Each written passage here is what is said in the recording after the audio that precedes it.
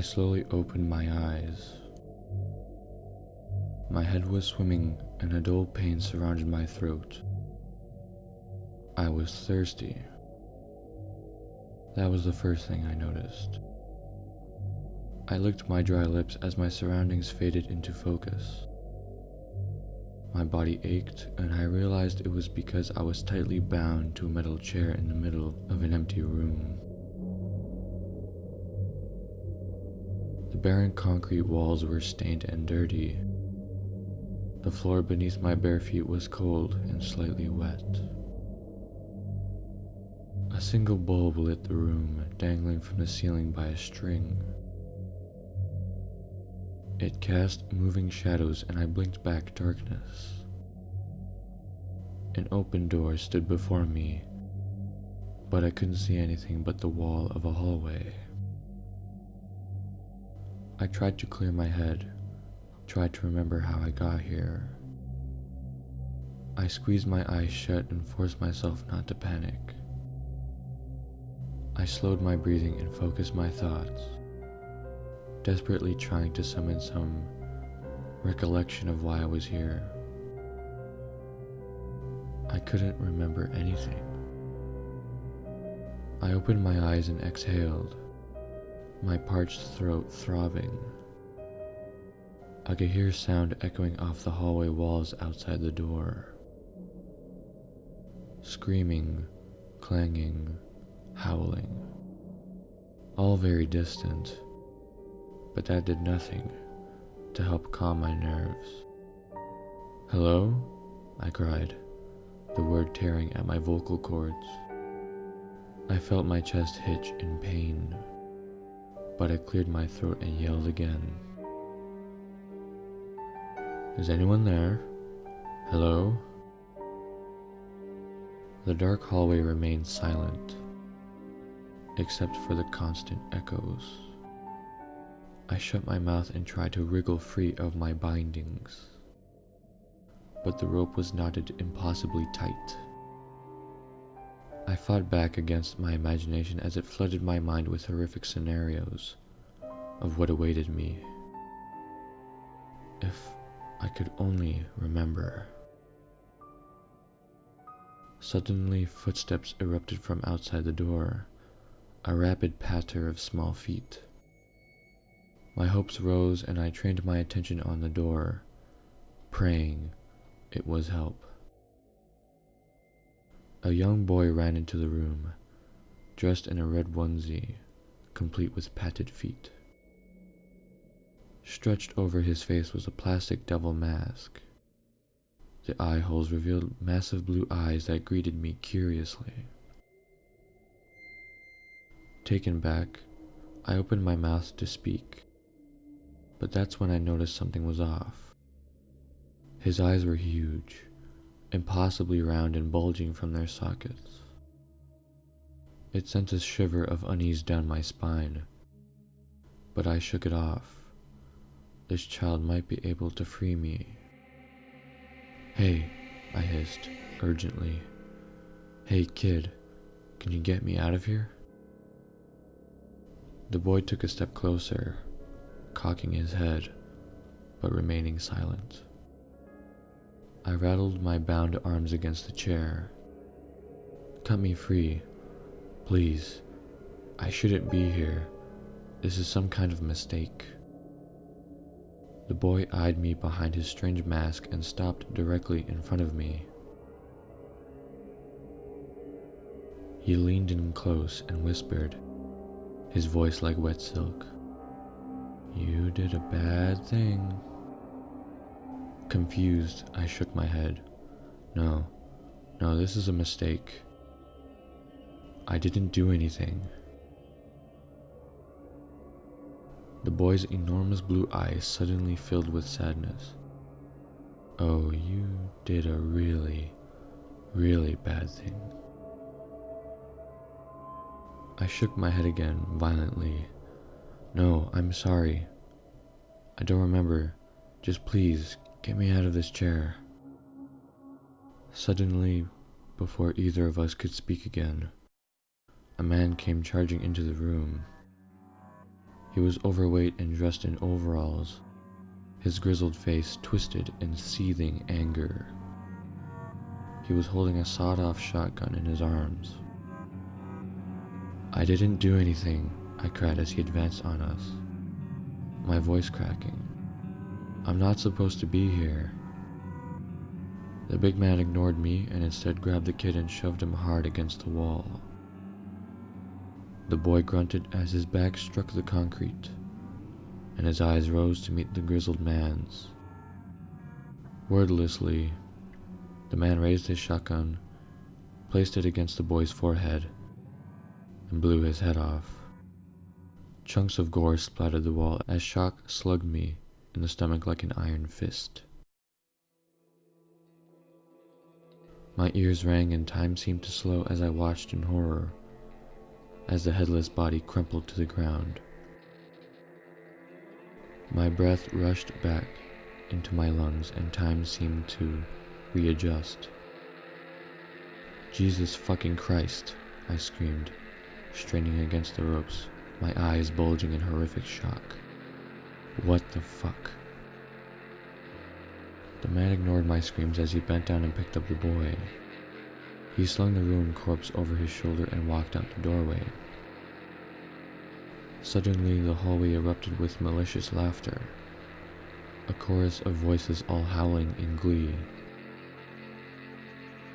I shut my eyes, the noise deafening, as absolute terror filled my every pore.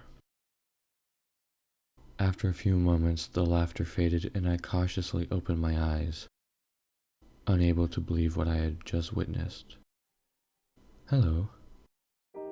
I jumped as I realized there was another man standing before me. He was dressed in a simple, white button-down shirt and jeans. His brown hair was cut short, and he appeared to be in his early 30s. His green eyes were dull and lifeless, his full lips pulled down at the corners. "What is going on? Where am I?" I cried, new fear pooling in my stomach like hot blood. The man crossed his arms. "So, you're the new one, huh?" He shook his head. "You people disgust me." Questions bubbled on my lips, but he waved them off with a sharp chop of his hand, slicing the air and demanding my silence. He ran his tongue over his teeth, sneering. "You look like you've already seen some of the horrors this place holds, huh?" "Yes, I can tell by the look in your eyes. You're terrified. You've seen something, haven't you? It doesn't seem all that bad now, does it, looking back? You've been here 5 minutes and already you're shitting your pants." "Where am I?" I gasped, unable to hold back any longer.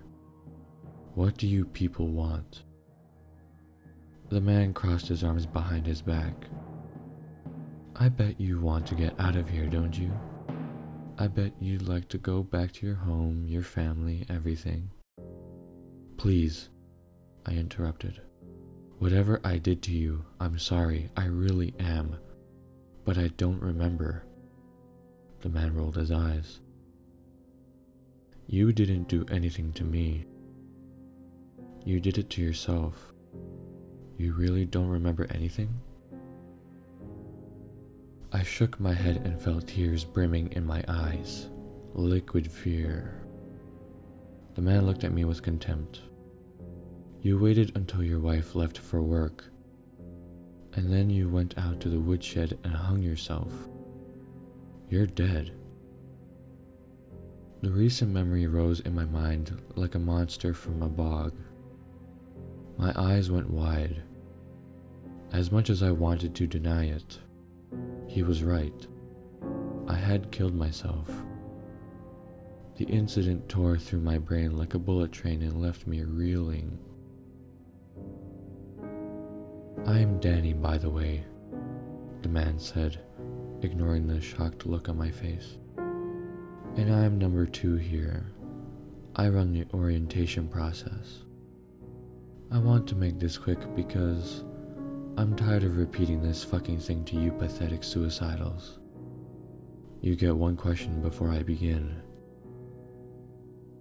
He stared down at me and I scrambled to organize my thoughts into something cohesive.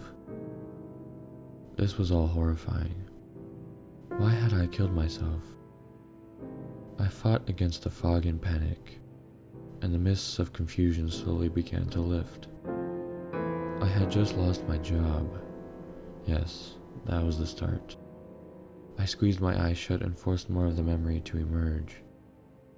I had lost my job and I was about to lose the house. My wife, Tess, she found out and was going to leave me. I didn't have any way out, didn't have any options. Getting fired had come out of the blue and I didn't have much in savings. I was broke, soon to be homeless, and my wife hated me for it. There was something else. Yes, that's right. She had been cheating on me. I had seen texts on her phone while she slept one night and confirmed my suspicions. My life had degraded to shit and I had run out of options. Humiliated and ashamed, I had decided death was my only option. Hey, fucker, do you have a question or not? Danny said, snapping his fingers in front of me. I was sucked back into reality, and I asked the only question that mattered. Is this hell? Danny snorted. That's always what you people ask. He began to pace back and forth in front of me. No, this is not hell. It's not heaven either. This is the Black Farm. And no, I didn't name it that. This is where God sends the souls who have ended their own life, suicidals. You see, he doesn't really know what to do with you, and neither does the devil. There are genuinely good people who kill themselves. Seems cruel to banish them to hell for all eternity for a moment of weakness, right? Personally, I think God and the devil were just tired of arguing about it. And so they send them here, to the Black Farm.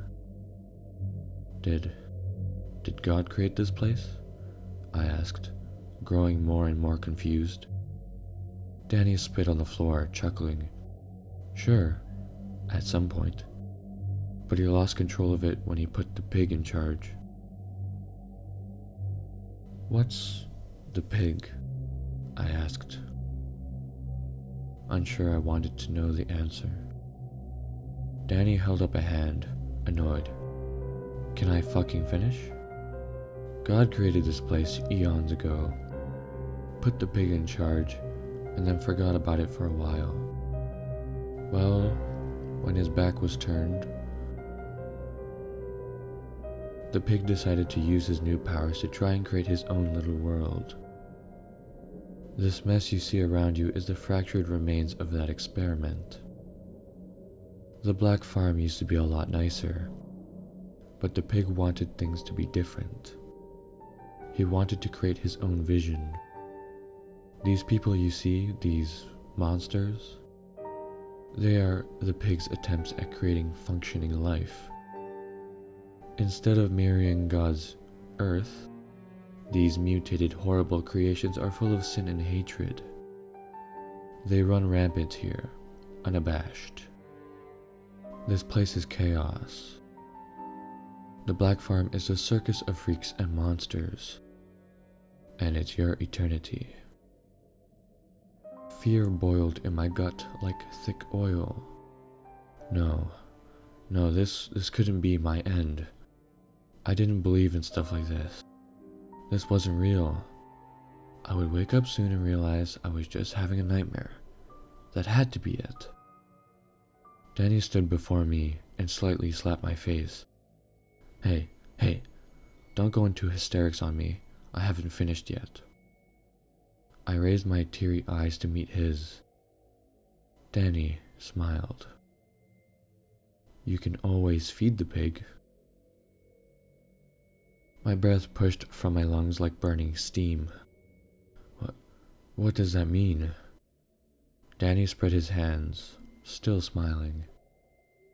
It's as simple as that. Feed the pig. If you do so, there's a chance he'll send you back to your life. And what happens if it doesn't? I bumbled. You get sent to hell. So flip a coin if you have one. Stay here with us or feed the pig. If you choose to stay, I'll let you go. I'll let you go out there, he said, pointing towards the door. But let me assure you, what awaits you at the end of the hallway, well, let's just say hell isn't that much worse. I swallowed hard, trying my best to digest everything. Why wouldn't I try feeding the pig? Whatever that meant. If there was even a sliver of hope, I would take it. An eternity in this place, the Black Farm, be sent to hell, or feed the pig. I would do anything for a chance to go back. This nightmare made my problems seem nothing in comparison. Danny raised a hand before I could speak. I'll let you think on it a while. I'll be back later. I want to feed the pig, I cried, not wanting to spend another second in this awful room. I could hear a woman screaming down the hallway, her cries rising as something meaty pounded into her. My breath came in sharp pulls and my throat burned. Danny noticed the sound and grinned. Sounds pretty bad, huh? He said softly as the woman's voice creaked with agony. Something was still slamming into her, the sound of beaten flesh igniting my imagination with horrors. Please, I gasped, breathless. Just let me feed the pig. I don't want to stay here any longer. Danny turned away from me. I'll be back later. Enjoy your time alone. Really think about your situation. And with that, he was gone, leaving me in the dim room. Tears streamed down my face. The woman didn't stop screaming for hours.